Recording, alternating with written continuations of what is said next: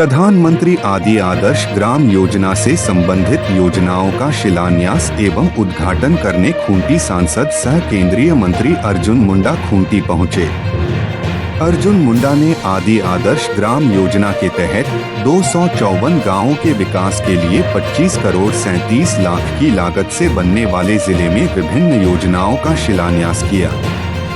मौके पर पद्म भूषण सम्मानित कड़िया मुंडा सहित जिले के डीसी, डीडीसी, एसपी एवं जिले के कई अधिकारी मौजूद थे।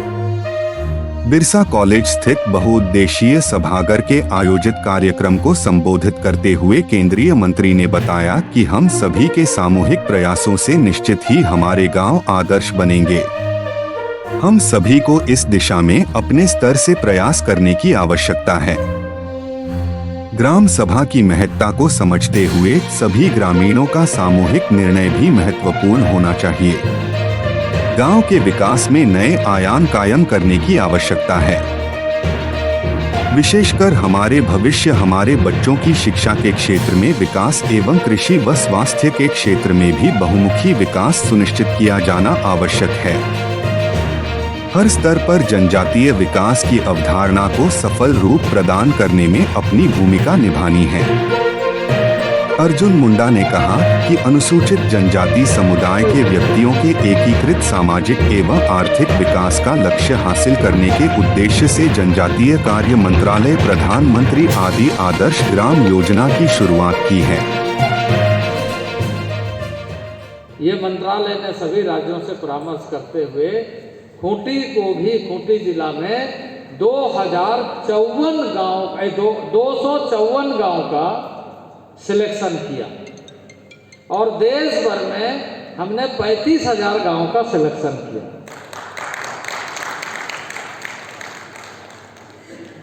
ये सारे गांव में वो सारी सुविधाएं होनी चाहिए।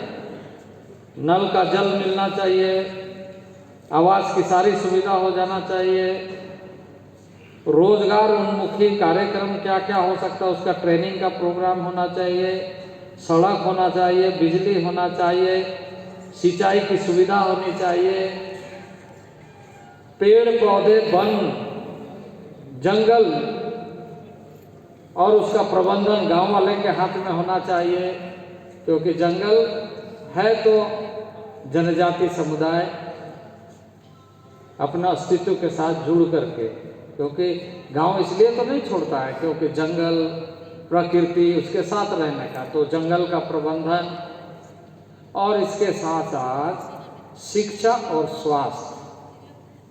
शिक्षा सामूहिक रूप से बैठने का स्थान जहाँ पर गांव वाले विचार कर सके, बैठ के चर्चा कर सके कि आबू आतुरे चिकना चिलकना कामी होबा ओ दरकार चिलके देबू कामी सोबेन को दुख के देबू जगह इनका व्यवस्था होगा।